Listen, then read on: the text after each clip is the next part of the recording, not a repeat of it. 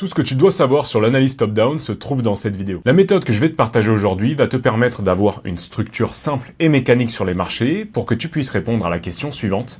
Est-ce que je peux trader pour aujourd'hui ou non? Est-ce que j'ai un biais avec de fortes probabilités ou non? Et c'est le point qui fait aujourd'hui 80% de ton analyse. En réalité, les confirmations, ça n'importe peu si tu as le bon biais pour ta journée. On va voir ensemble 3 étapes qui vont te permettre d'avoir une vision super claire des marchés. En moins d'1 minute, tu vas arriver à analyser un actif du weekly jusqu'à ta prise de position. Donc on va complètement transformer ton trading. Tu vas passer de quelqu'un qui se retrouve perdu avec trop de concepts sur les graphiques, qui a des directions dans tous les sens et au final qui rate ses positions, à quelqu'un qui sait exactement les probabilités qu'il a en fonction de chacune des unités de temps et qui a juste à attendre son setup une fois que l'analyse est faite en moins d'1 minute ou tout simplement rester à l'écart des marchés et aller travailler sur son backtest, son journal. Donc on est directement parti sur les graphiques pour que je puisse te montrer ces 3 étapes clés. Rien de mieux que de te montrer un exemple concret d'une position que j'ai pu prendre la semaine dernière sur FTMO qui m'a permis ici de retirer 3400 € de profit sur un compte 80 000 FTMO sur le XAG USD. Tu as ici sous les yeux le récap complet de la position. Tu la mets donc sous les yeux ici sur le Silver sur TradingView et ici tu peux voir qu'on est en M15. Donc ça c'est la position complète. On a 4,5 R qui ont été touchés. Mais maintenant, tu vas le comprendre par la suite, le M15, c'est la time frame qui m'importe le moins sur toute mon analyse. Ce qui définit et qui détermine vraiment toutes les probabilités de toutes mes analyses, ça va être le weekly et le daily alignés. Donc on démarre directement ici avec le weekly. Le weekly me permet uniquement de rajouter des probabilités à mon analyse daily, mon analyse pour la journée. J'ai besoin d'avoir soit un biais fort en daily et un weekly neutre, ou bien l'idéal, c'est d'avoir le weekly aligné avec mon daily, c'est-à-dire un biais haussier en weekly et un biais haussier en daily. Et c'est exactement ce qu'on a à ce niveau-là. Donc le trade a été pris ici sur la semaine de lundi 5 janvier. Tu peux le voir ici, un fair value gap haussier, je peux l'avoir en target puisqu'on a quand même une bougie baissière sur ma semaine du 29 décembre. Maintenant, sur l'opening gap, donc l'ouverture du marché dimanche soir et l'écart qu'il y a eu avec la fermeture de vendredi, on a eu une énorme expansion. Ok, tu peux le voir à ce niveau-là, on a la clôture de vendredi et l'ouverture de dimanche soir. Ça me donne quand même un signal haussier, ça me donne une confluence, un argument haussier. Retiens bien ce terme, argument ou confluence, puisque c'est un terme que je vais t'expliquer par la suite et qui va nous servir pour déterminer les probabilités dans chacune des unités de temps. Donc là, ici, j'ai un argument haussier et je vais me le noter à ce niveau-là. Opening gap, bullish. Donc ici, j'ai un opening gap haussier, ok, et je peux avoir ce point haut en target. Donc j'ai un argument haussier en weekly.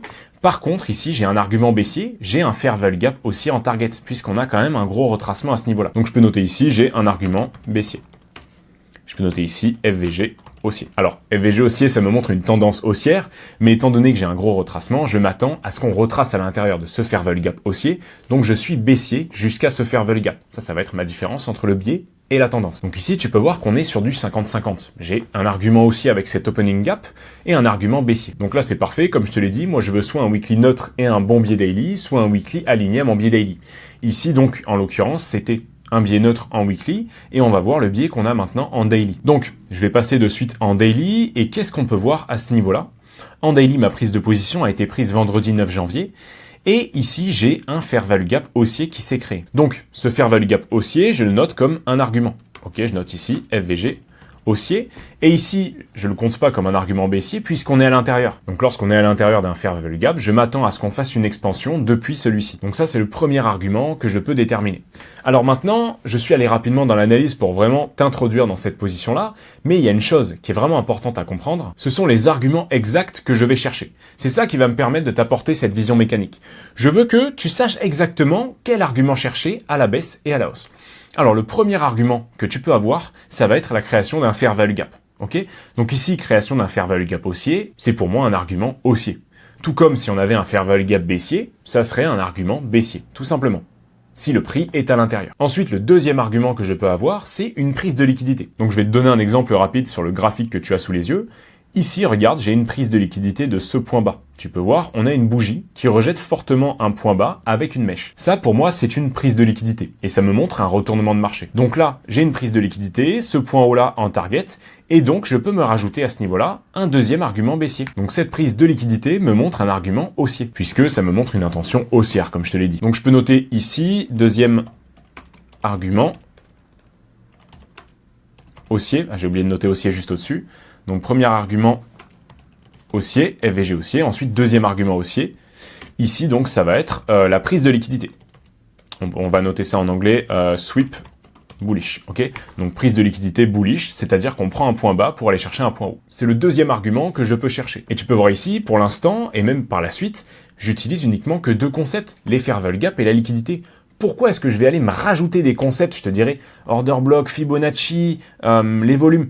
Ça ne me permet rien à mon analyse, elle est déjà très simple comme ça, et juste avec ça, j'arrive à déterminer les bonnes probabilités pour mes actifs. Et ces analyses-là, tu peux voir qu'elles sont vraiment fonctionnelles, je te partage tous les jours sur mon Discord mes analyses du biais sur chacun des actifs que je trade, donc sur le gold, le Nasdaq et l'euro-dollar, et j'ai à 80% du temps les bons biais sur tous mes actifs. Si tu veux rejoindre ce Discord, c'est le premier lien en description. Donc voilà, je te fais vraiment cette petite parenthèse pour t'expliquer l'intérêt de cette méthode-là, et tu vas comprendre petit à petit pourquoi est-ce qu'il faut que tu l'appliques à ton trading. Et ensuite, le troisième argument que je peux chercher, eh bien, ça va être les continuations. Donc, notre deuxième argument, c'était les sweeps que tu peux identifier sur ton marché qui te permettent de te donner un argument haussier ou baissier.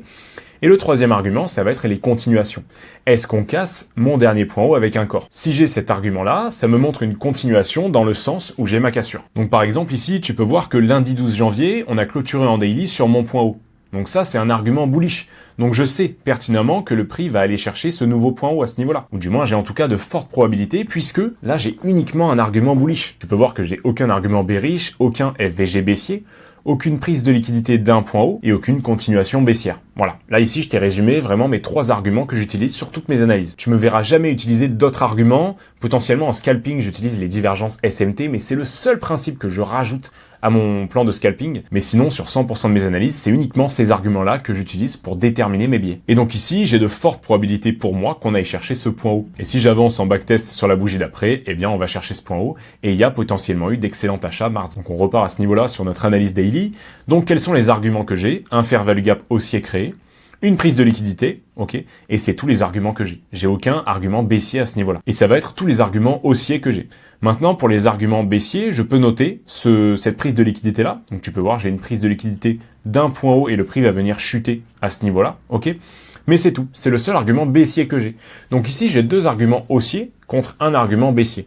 Donc j'ai de plus fortes probabilités que le prix parte à la hausse. En plus de ça, j'ai des points en target, ça c'est hyper important. T'as beau avoir des arguments, si tu n'as pas de target, c'est pas bon. Et ici, tu peux voir que j'ai ce point haut en target. Donc ici, j'ai des fortes probabilités haussières. J'ai un weekly qui est neutre, voire bullish, comme je te l'ai dit au départ, étant donné que l'opening gap est l'argument qui s'est fait le plus proche de mon prix actuel. Donc je peux me permettre d'aller prendre des achats.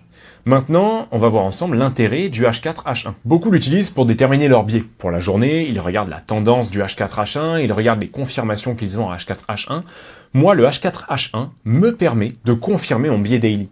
Si en daily, je n'ai pas trouvé des arguments supérieurs d'un côté ou de l'autre, eh bien, je ne descends pas en H4H1 M15. Et ça, c'est une des plus grosses problématiques que tu as potentiellement aujourd'hui dans ton trading. Et donc, tu vas derrière forcer un biais en H1 ou en H4, et ensuite, tu vas te faire complètement exploser en M15 ou en M5. Mais ça, c'est parce que tu avais un daily à faible probabilité. Et pour moi, lorsque j'ai un daily à faible probabilité, je ferme mon graphique et je vais travailler sur mon setup, je vais tourner du contenu ou bien je vais faire du sport. Et si tu veux vraiment rajouter des probabilités à ton trading, c'est absolument ce qu'il faut que tu fasses aussi aujourd'hui. Dès que ton daily n'est pas propre, dès que tu as pas un biais clair où tu es sûr à 80% qu'on va aller chercher ce point haut ou ce point bas, eh bien tu ne touches pas ton graphique ou bien tu changes d'actif jusqu'à ce que tu aies un actif qui est à forte probabilité. C'est ce qui me permet avec une moyenne de ratio entre 2.5 et 3 R d'avoir plus de 50% de win rate. Et actuellement sur ma stratégie de scalping que j'utilise sur TopStep, plus de 70%. Donc voilà pour l'utilisation que je fais du H4 et du H1. Maintenant, quelle est l'utilisation que je fais entre le H4 et le H1? Quelle est la séparation, quelle est la différence que j'utilise?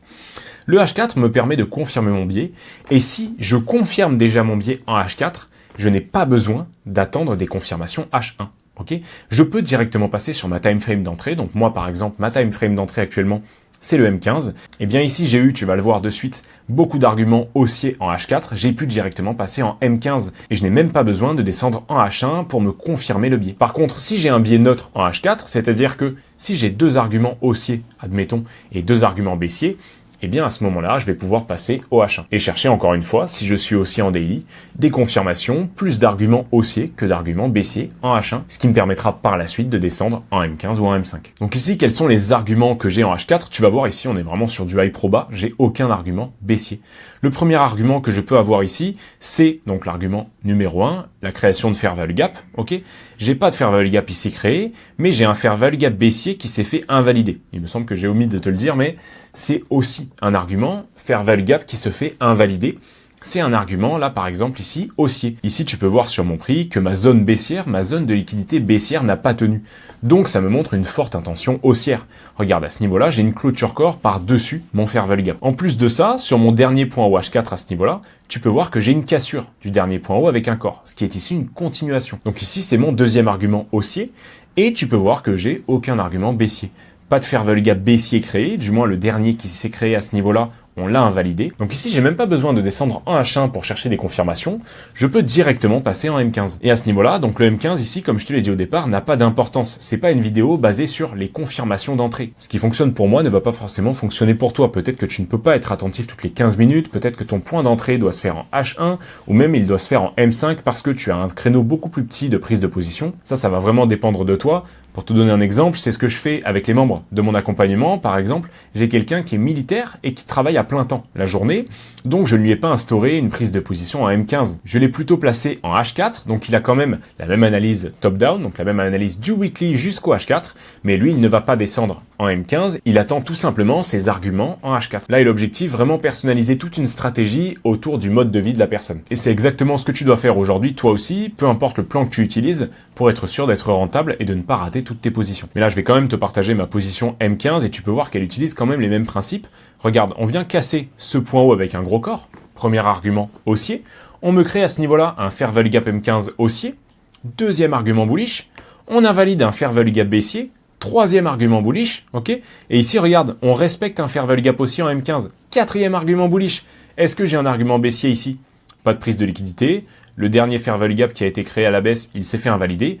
Donc j'ai toutes les raisons de pouvoir prendre des achats. Et encore une fois, ici, je me base sur les probabilités. Maintenant, attention, tu peux avoir que des arguments bullish et le prix va venir toucher ton stop loss. Ça, c'est parce que, comme je te le dis, encore une fois, il y a des probabilités. Mais la plupart du temps où ton stop loss va être touché alors que tu avais que des arguments haussiers, ça va être rare. Et pour moi, c'est à cause d'une de ces deux raisons. La première, c'est parce que tu avais une annonce économique juste après ta prise de position. Donc le prix, souvent, lors d'une annonce économique, va venir prendre une liquidité avant de faire une nouvelle expansion. C'est une des possibilités de ton stop loss, potentiellement une des possibilités de la plupart de tes stop loss. Et la deuxième possibilité aussi qui arrive souvent, c'est une horaire mal maîtrisée. Ok ? Par exemple, moi sur le silver, je sais que mon expansion arrive tous les jours à partir de 7h en unité de temps New York, ce qui fait début d'après-midi, donc 13h en heure française. Donc je ne dois surtout pas trader avant. Regarde à ce niveau-là, si tu étais rentré à 5h, ici on n'a que des confirmations haussières, et pourtant le prix vient me liquider. Si j'étais rentré, tu vois, sur ce fair value gap là, eh bien il n'a pas tenu. La raison ici, c'est parce qu'on n'est pas dans une bonne horaire. L'entrée ici est à 5h en unité de temps New York, ce qui fait 11h en heure française.